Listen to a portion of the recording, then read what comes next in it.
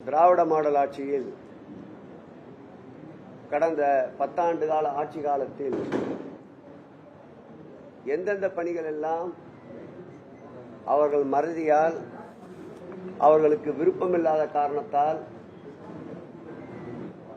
பக்தர்களுடைய நேர்த்திக்கடனை செலுத்துகின்ற பணிகளும் பக்தருடைய அடிப்படை தேவைகளை பூர்த்தி செய்கின்ற பணியும் நம் ஆன்றோர்கள் சான்றோர்கள் நமக்கு முன்னோர்கள் விட்டு சென்ற பல ஆயிரம் காலத்திற்கு முன்னால் உருவாக்கப்பட்ட தமிழ்நாட்டினுடைய பொக்கிஷமான கலைநயத்தோடு தோற்றுவிக்கப்பட்ட கோயில்களை புனரமைப்பதை தவிர்த்தார்களோ, தெப்பக்குளங்கள், திருத்தேர்கள், திருத்தேர் கொட்டகைகள், இறைவனுக்கு 12 ஆண்டுகளுக்கு ஒரு முறை செய்ய வேண்டிய குடமுழுக்குகள், முடிக்காணிக்கை மண்டபங்கள், விருந்து மண்டபங்கள், வருகின்ற பக்தர்கள் தங்குவதற்குண்டான பக்தர்கள் தங்குமிடங்கள், சீரான மின்சாரம், பாதுகாக்கப்பட்ட குடிநீர், முறையாக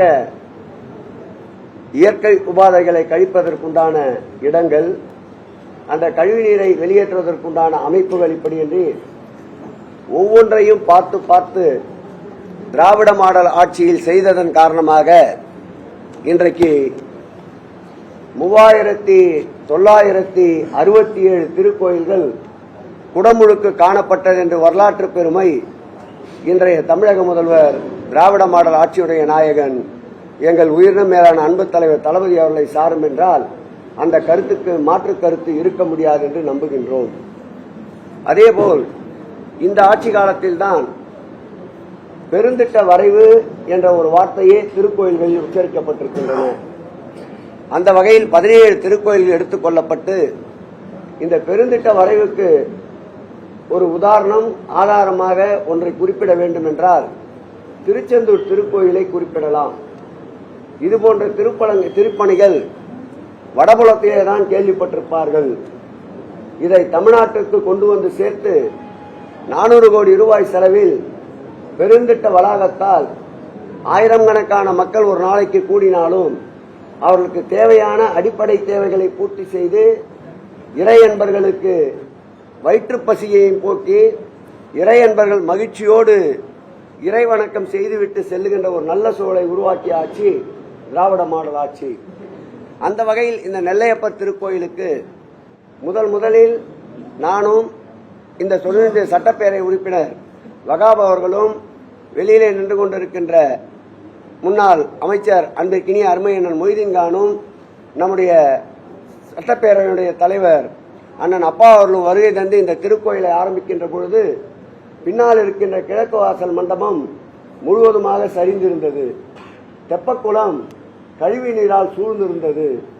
கிழக்கு வாசல் 1008 கால் மண்டபம் பூட்டப்பட்டிருந்த நிலை.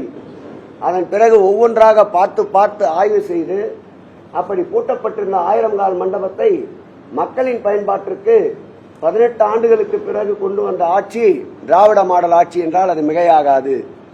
அதேபோல் சீர்குலைந்திருந்த அந்த மண்டபத்தை டிவிஎஸ் நிறுவனத்தோடு அவர்களுடைய நன்கொடையால் முழுவதுமாக புனரமைக்கப்பட்டது. அதேபோல் கழிவுநீரால் சூழ்ந்திருந்த அந்த தெப்பக்குளம் இன்றைக்கு தெளிந்த நீரோடையாக அவர்களாலேயே செப்பனிடப்பட்டு இன்றைக்கு அந்த 2ஐயும் திறந்து வைத்திருக்கின்றோம். அதோடு மட்டுமில்லாமல் திருக்கோயில் திருச்செந்தூரில் எப்படி சுற்றி வருகின்ற மண்டபம் பிரகாசமாக ஒளிமயமாக இருக்கின்றதோ அதேபோல் இதையும் ஒளிமயமாக்குவதற்காக 1,60,00,000 ரூபாய் செலவில் அதற்கும் திட்டமிட்டு அந்த பணிகளையும் இன்றைக்கு துவக்கி வைத்தோம். இப்படி திராவிட மாடல் ஆட்சியுடைய எங்கள் நாயகன் அவர்கள் கடந்த ஆண்டு 2024ஆம் ஆண்டு இதே நெல்லையிலே மக்கள் நல திட்டங்களை வழங்க வந்தபோது இந்த திருக்கோயிலுடைய திருத்தேரின் நிலையை அறிந்து ஓராண்டுக்குள் இந்த திருத்தேர் வெள்ளித்தேர் முழுவதுமாக பக்தர்களுக்கு வீதி உலா வரும் என்று அறிவித்திருந்தார். அந்த வகையில் அந்த தேரை நாங்கள் ஆய்வு செய்த போது 91ஆம் ஆண்டு ஏற்பட்ட தீக்கிரையால் அந்த தேர் உருகுலைந்திருந்தது.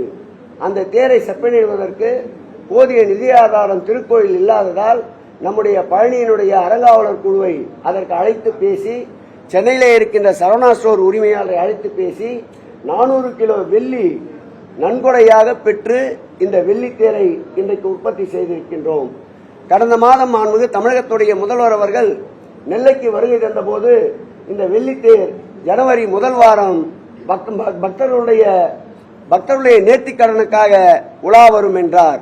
சொன்னதை செய்வோம், செய்வதைத்தான் சொல்லுவோம் என்பதற்கு இந்த வெள்ளித்தேர் வெள்ளோட்டமே ஒரு சாட்சி என்பதை இன்றைக்கு பத்திரிகையாளர் மத்தியிலே மகிழ்ச்சியோடு தெரிவித்துக் கொள்கிறோம். இப்படி பல பல சாதனைகளை கடந்து ஆன்மீகத்துக்கு எதிரான ஆட்சி இந்த ஆட்சி என்று பிம்பத்தை உருவாக்க நினைத்தவர்கள் இன்றைக்கு நிலைகுலைந்து போயிருக்கின்றார்கள். எப்படியாவது இனத்தால், மதத்தால், மொழியால் இந்த தமிழ்நாட்டை பிளக்கலாம் என்று நினைக்கின்ற சக்திகள் தமிழகத்தில் ஒருபோதும் எடுபடாது. இந்த ஆன்மீக பணிக்காகவே எல்லா இறைவன்களும் எங்கள் முதல்வரோடு கைகோர்த்து கூட்டணி அமைத்து 2026ஆம் ஆண்டு அரியணையில் மீண்டும் இரண்டாவது முறையாக எங்கள் முதல்வரை அமர வைப்பார்கள் என்பதை மகிழ்ச்சியோடு தெரிவித்துக் கொள்கிறேன். நிச்சயமாக அதற்குண்டான முயற்சிகள் மேற்கொள்ளப்பட்டு வருகின்றது. நீதிமன்றத்துடைய பல்வேறு வழக்குகள் நிலுவையில் உள்ளது.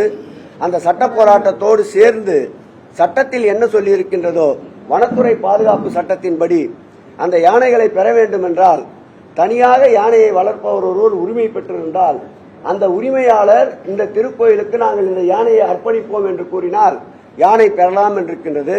அனைத்து சட்ட திட்டங்களையும் ஆராய்ந்து நிச்சயமாக யானை கொண்டு வருவதற்குண்டான முயற்சிகளை மேற்கொள்வோம். எதற்கெடுத்தாலும் பல சாதனைகளை பக்தர்களுடைய பல்வேறு கோரிக்கைகளை நிறைவேற்ற வேண்டும் என்று இந்த ஆட்சி ஒரு அடி எடுத்து முன்னால் வைத்தால் உடனே நீதிமன்றத்திற்கு சென்று அந்த அடியை பின்னால் எடுக்க முயற்சிக்கின்றார்கள். தடைகள் பல உண்டென்றாலும் அதை தகர்த்தெறிகின்ற திடந்தோள்களும் மதிநுட்பமும் எங்கள் முதல்வருக்கு உண்டு. ஆகவே நீதிமன்றத்தில் இருக்கின்ற அனைத்து வழக்குகளையும் முடிவுக்கு கொண்டு வந்து யானையை கொண்டு வருவதற்குண்டான முயற்சியை நிச்சயம் மேற்கொள்வோம். யானை என்பது நம்முடைய மூதாதையர்களின் சொத்து. அந்த காலத்தில் படைக்கு கூட யானையை பயன்படுத்திய வரலாறு உண்டு. தெய்வத்துக்கு நிகராக போற்றப்படுகின்ற யானையை நிச்சயம் கொண்டு வருவதற்குண்டான முயற்சியை துறையும் அரசும் மேற்கொள்ளும். ஏற்கனவே இந்த தேர் என்பது உருகுலைந்திருந்த படம்.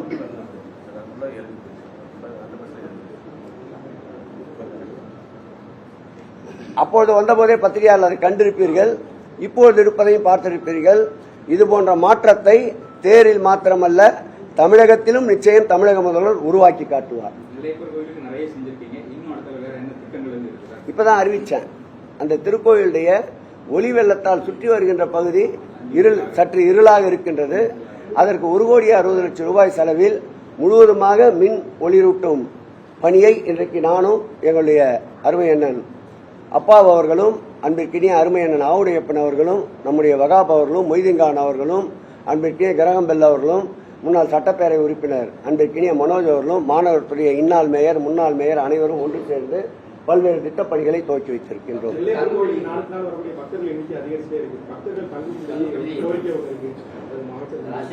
அதற்கும் புண்ணியவான்கள் நீதிமன்றத்திற்கு சென்று தடையை பெற்றார்கள்.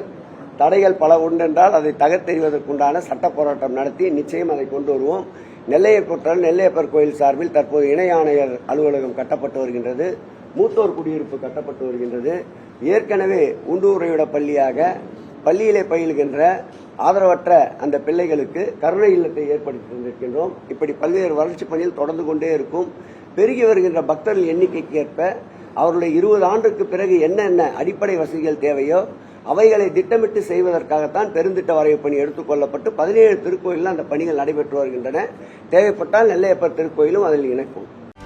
செய்திகளை உடனுக்குடனும் துல்லியமாகவும் தெரிந்து கொள்ள சப்ஸ்கிரைப் பண்ணுங்க.